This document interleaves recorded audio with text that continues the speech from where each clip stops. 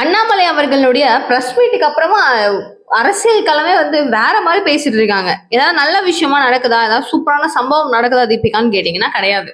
இது மொத்தமும் முழுக்க முழுக்க வேற மாதிரி ஒரு திசையை நோக்கி போயிட்டு இருக்கு. அதுவும் முக்கியமா அண்ணாமலை அவர்களும் மூவர் சந்திப்பும் அப்படிங்கிறது இன்னைக்கான ட்ரெண்டிங் டாபிக்காவும் போயிட்டு இருக்கு. யார் அந்த மூவர் அப்படிங்கறத கன்ஃபார்மா உங்களுக்கு தெரிஞ்சிருக்கும். Sengottaiyan, OPS and TTV Dhinakaran, இந்த மூவரும் என்ன பண்றாங்க, அண்ணாமலை அவர்களுடைய இயக்கத்துல தான் இயங்குறாங்க. அவர் இல்ல அப்படின்னா இவங்களுடைய முடிவு ஒண்ணுமே கிடையாது. இவங்களுக்கு பின்புலன் மொத்தமும் அண்ணாமலை அப்படிங்கிற ஒரு பெரிய போர்வை ஒண்ணு டோட்டலா போத்திக்கிட்டே இருக்கிறாங்க.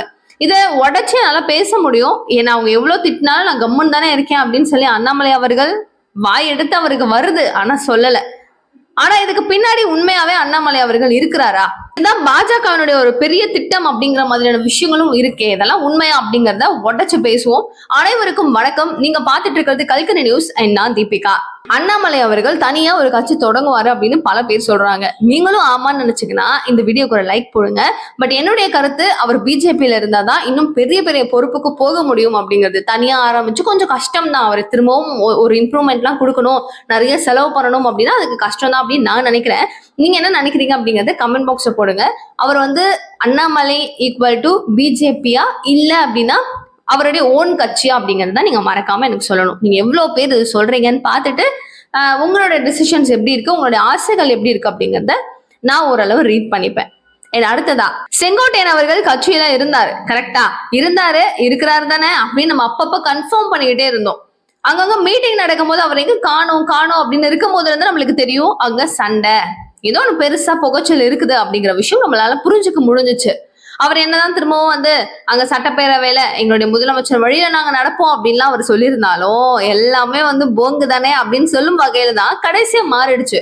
இங்க பாருங்க, உங்களுக்கு கெடு கொடுக்குறேன், திரும்பவும் ஒருங்கிணைந்த அதிமுகவா மாறணும். இங்க இருந்து பிரிஞ்சு போனவங்க எல்லாருமே திரும்பவும் சேரணும். இதை நீங்க நடத்தலனா அப்படின்னு சொல்லிட்டு 10 நாள் கெடு.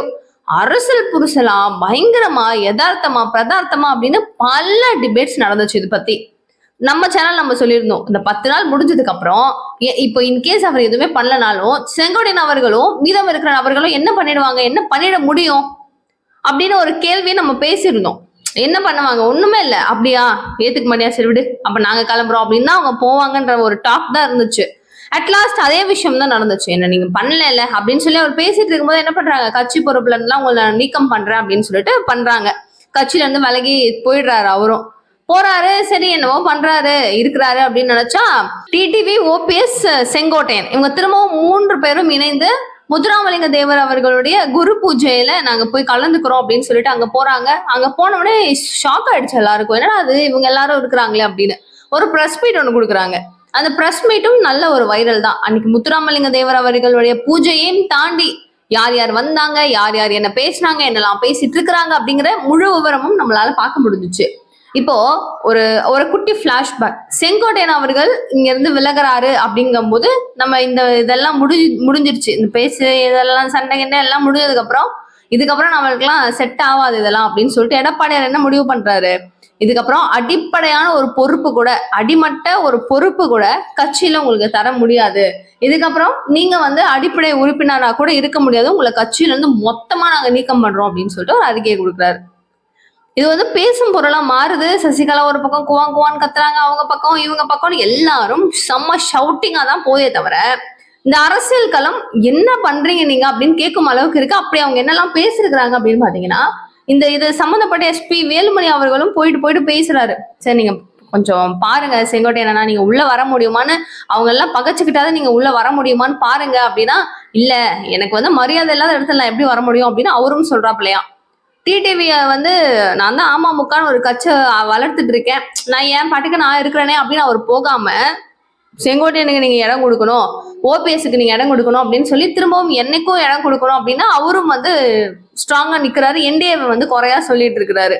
இதுல நம்ம பேசக்கூடிய விஷயம் என்ன, இவங்க என்னதான் இவங்களுக்கு ஆச்சு, இவங்களுடைய கேம் பிளே என்னதான் அப்படின்னு சொல்லி பாத்தீங்கன்னா, அவங்க அந்த பிரச்சாரத்தை இந்த மீட்டிங்ல பேசினாங்கன்னு சொன்னல, அதுல அவர் சொல்றது, ஓபிஎஸ் சொல்றது, நாங்க எல்லாரும் ஒரே கொடைக்குள்ள சேர போறோம் அப்படிங்கிறாரு. அப்பனா ஒன்னா நாங்க 3 பேரும் நாங்க ஒன்னா ஒரு கூட்டணியா அமைச்சுக்க போறோம், நாங்க எல்லாரும் சேர்ந்து எப்படியாவது திமுகவினுடைய ஆட்சியை வீட்டுக்கு அனுப்ப போறோம் அப்படின்னு சொல்லிட்டு சொல்றாரு.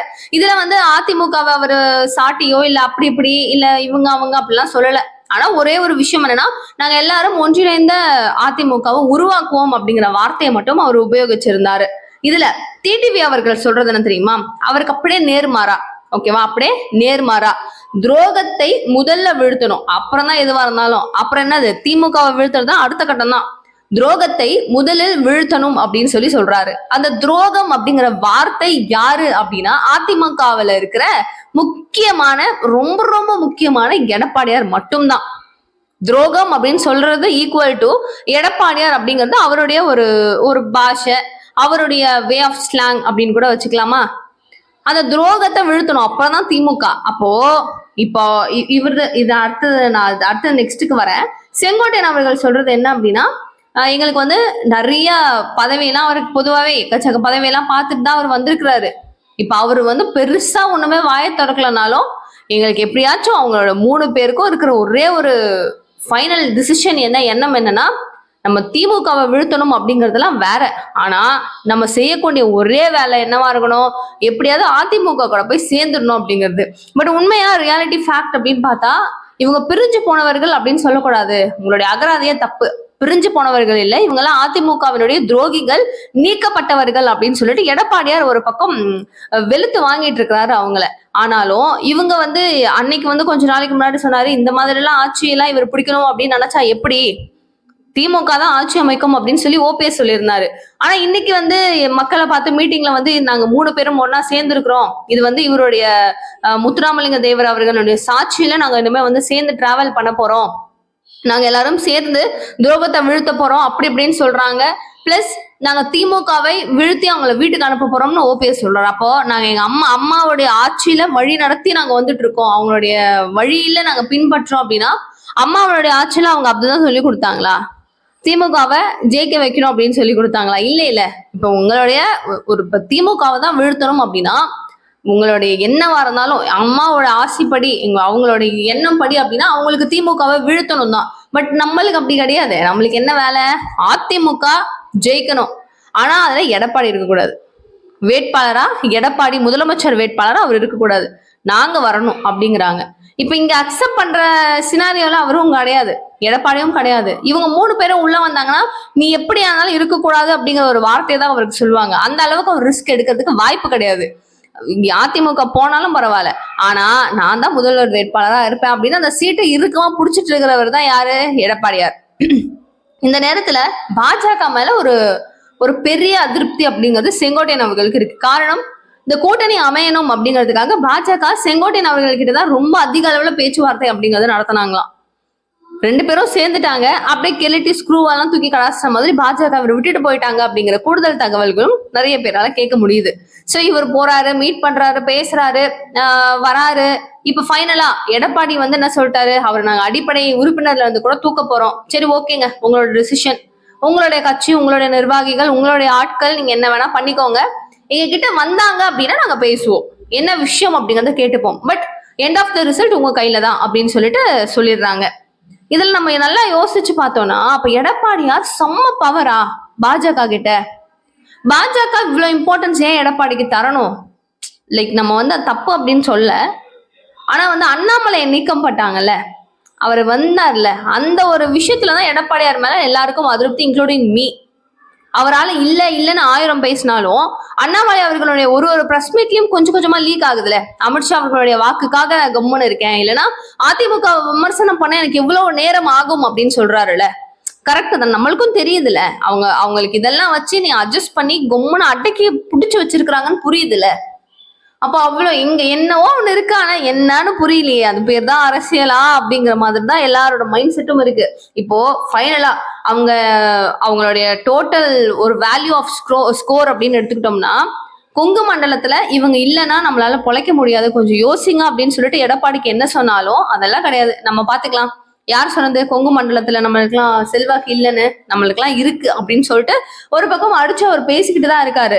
இப்ப நாடாளுமன்ற தேர்தல்ல நிறைய இடங்கள்ல டெபாசிட்டே இல்ல அப்படிங்கறதும் ஒரு யதார்த்தமான உண்மை, அதையாவது புரிஞ்சுக்கோங்க அப்படின்னு நம்ம எடப்பாடியார்கிட்ட எடுத்து சொன்னாலும் அதெல்லாம் கிடையாது. நம்ம முன்னாடி வேற இப்ப வேற திமுகவினுடைய ஒட்டுமொத்த ஹிஸ்டரியை நம்ம வெளில எடுத்து விட்டுட்டு இருக்கோம். பாஜக பின்னாடி நிக்குது, வெயிட் பண்ணுவோம், நம்ம கன்ஃபார்ம் நம்மளுக்கு விக்டரி வரும் அப்படின்னு சொல்லிட்டு எடப்பாடியார் வெயிட் பண்றாரு.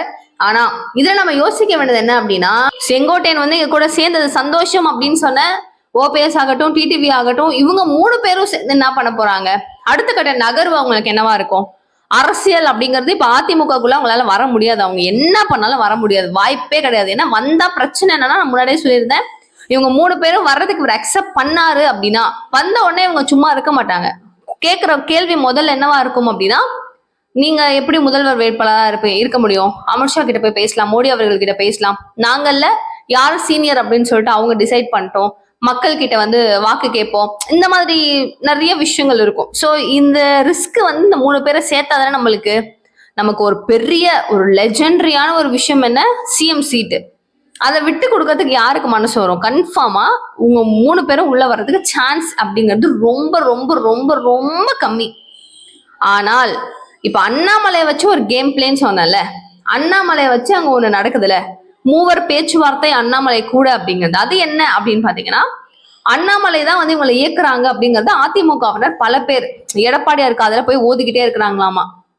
இதுல இவங்க எல்லாரும் சேர்ந்துட்டாங்கன்னா கூட்டணி இவங்க 3 பேரும் ஒண்ணு, இவங்களுடைய 3 பேருடைய ஆப்ஷன் ஒண்ணு என்ன, அண்ணாமலை அவர்கள் கூட திரும்பவும் கூட்டணி அமைச்சுக்கணும். எப்படி அவரே பிஜேபியில இருக்கிறாரு, எப்படி சாத்தியம்? உருட்டுறீங்களே ஊடகங்கள், எப்படி வாய்ப்புன்னு எனக்கே தெரியல. முதல்ல என்ன சொல்றாங்க, அப்பயும் ஒண்ணு சொல்றாங்க, அவருக்கு தான் வந்து ரசிகர் மன்றம் மாதிரி கட்சி மன்றம் அப்படி இப்படின்ட்டு நிறைய மன்றங்கள்லாம் இருக்குதுல்ல, அந்த மன்றத்தெல்லாம் எதையாவது ஒண்ணு வச்சுக்கிட்டு அவருக்கு மக்கள் மன்றம் எல்லாம் வச்சு அண்ணாமலையின் மக்கள் மன்றம் அப்படிங்கறதெல்லாம் ஒரு கட்சியாவே அதை நம்ம அப்படியே மாற்றம் செய்து, அது டிடிவி தினகரன் அவர்களுடைய அமமுக, அந்த பேரே வந்து சரி, அது ஓபிஎஸ் அவர்கள் அண்ட் செங்கோட்டையன் நம்ம எல்லாரும் சேர்ந்துருவோம் கூட்டா, நம்ம எல்லாம் கொங்கு பெல்ட் எல்லாம் நம்மளை அடிச்சுக்கவே முடியாது. ஏன்னா நம்ம இவருக்குமே அப்படிதான், நம்ம அண்ணாமலை அவர்களுக்கும் அப்படிதான் நல்ல செல்வாக்கு. ஏன்னா ஒரு ஊர் அந்த பக்கம் தான் இருக்குது, நல்ல செல்வாக்கு முந்தைக்குன்னா இப்போதைக்கு அவருடைய வேல்யூ என்ன அப்படிங்கறது மக்கள் புரிஞ்சுக்க ஆரம்பிக்கிறாங்க. அதன் காரணமா டிஃபரன்சஸ் அப்படிங்கிறது எக்கச்சக்கமா இருக்கும். ஸோ இப்ப இங்க எல்லாரும் சேர்ந்து ஒன்னா கொங்கு பெல்ட்ல நம்ம பெரிய அளவுல ஜெயிச்சிட்டோம், அதுவே நம்மளுக்கு போதும், நம்ம சூப்பரா வந்து ஒரு அளவுக்கு நம்ம நின்று பேசுறதுக்கு நல்லா இருக்கும் அப்படிங்கிறாங்க. ஆனா ரியல் ஃபேக்ட் என்ன, அண்ணாமலை போவாரா? எனக்கு பாஜக தான் எல்லாமே அப்படின்னு சொல்லிட்டு இருக்கிற அந்த நபர் எப்படி கட்சி ஆரம்பிச்சு போவாரு? அவர்கிட்ட இருக்குமா? பணம் இருக்கணும்ல, இருக்குமா? நிறைய இருக்கு, நிறைய சொல்லலாம், வாய்ப்பு கிடையாது. மோடி தான் எனக்கு முக்கியம்னு சொல்லிட்டு வந்தாரு, அங்கிருந்து அங்க பிரிஞ்சு போய் அங்க இவ்வளவு பேர் ரிஸ்க் எடுப்பாரு? வாய்ப்பே கிடையாது. மக்களே நம்பாதீங்க தயவு செய்து. இது ஒண்ணு. அடுத்து விஜய் அவர்கள் கூட போறதுக்கு சான்சஸ் இருக்கா அப்படின்னு கேட்டீங்கன்னா, எனக்கு தெரிஞ்சு நிறைய சான்சஸ் இருக்கு. என்னன்னா இப்ப ஏடிஎம்கே தான் நான் கைப்பற்றணும், எனக்கு இதுதான் வேணும் அப்படின்னு அவங்க எப்படிதான் குட்டிக்காரணம் அடிச்சாலும் நடக்குமான்னு கேட்டீங்கன்னா, இவர் சேர்த்துக்க மாட்டாருல்ல. அவங்க வர்றதுல பிரச்சனை இல்லை, இவர் சேர்த்துக்க மாட்டாருல்ல. வராது அப்படின்னு ஒரு விஷயம் தெரிஞ்சு ட்ரை பண்றது கஷ்டம் தானே, நம்மளுக்கே புரியுதாங்க எப்படி அது சாத்தியம் அப்படிங்கிற மாதிரி. ஒண்ணு தலைமை வந்து உள்ள வந்து புகழணும், அப்படியா இல்லப்பா அப்படின்னு சொல்லி அவங்க உள்ள வரமாட்டாங்க. பிஜேபி வந்து சேஃபான ஒரு பிளேல இருப்பாங்க. சோ இவங்களுக்குள்ள கட்சி விவகாரத்துல உட்கட்சி பிரச்சனைக்குள்ள வரமாட்டோம் அப்படிங்கிற விஷயத்த அமித்ஷா அப்பவே சொல்லிட்டாரு, வரக்கூடாதுன்னு எடப்பாடி அப்பவே சொல்லிட்டாரு. அன்னைக்கான அக்ரிமெண்ட் மீறி இவங்க டிசைட் பண்ணுவாங்களா, டிசிஷன் மேக்கரா இருப்பாங்களா அப்படின்னு கேட்டீங்கன்னா சந்தேகத்திற்குரிய ஒரு விஷயம்தான். இதுல தமிழக வெற்றி கழகம் மேபி கடைசி ஆப்ஷனா இருந்து ஜனவரி டிசம்பர் போல அவங்க பேச்சுவார்த்தை கூட்டணிக்காக நிறைய ஏற்பாடு செய்யறதுக்கு வாய்ப்புகள் இருக்கு அப்படின்னு சொல்லப்படுது. என்ன நடக்குது அப்படிங்கிறத பார்ப்போம். அண்ட் ஃபைனல் ஸ்டேட் அண்ணாமலை கூட 3 பேர் பேச்சுவார்த்தை, அவங்க வந்து இபிஎஸ் கூட தான் இருக்கிறாங்க. அவர் வந்து இபிஎஸ் கிட்ட போயிட்டு அவங்க 3 பேரும் 4 பேரும் சேர்ந்து ஒன்னா இருக்கிறாங்க, சசிகலாவையும் சேர்த்துப்பாங்களாமா அப்படின்னு சொல்றது, இது எல்லாமே இருக்கலாம், உண்மையா இருக்கலாம். ஆனா அதெல்லாம் உண்மையாவே ரியல் ஃபேக்டா அப்படின்னு கேட்டீங்கன்னா அவங்க சொல்றது உண்மையா இருக்கலாம், பட் நடந்திருக்குமான்னு கேட்டீங்கன்னா கண்டிப்பா வாய்ப்பு குறைவு. அண்ணாமலை போய் அவங்க கூட கூட்டணி வைக்கிறதெல்லாம் வாய்ப்பே கிடையாது, குறைவு எல்லாம் கிடையாது, வாய்ப்பே கிடையாது, முட்டை பர்சன்ட் தான் நான் சொல்லுவேன். உங்களுக்கு என்ன அப்படிங்கறத மறக்காம கமெண்ட் பாக்ஸ்ல சொல்லுங்க. நிறைய விஷயங்கள் பேசலாம், நிகழ்கால நிகழ்வுகள் ஒன்னொன்னும் பேசுறதுக்கு சேனலை சப்ஸ்கிரைப் பண்ணிக்கோங்க. Thank you so much for watching this video. Bye.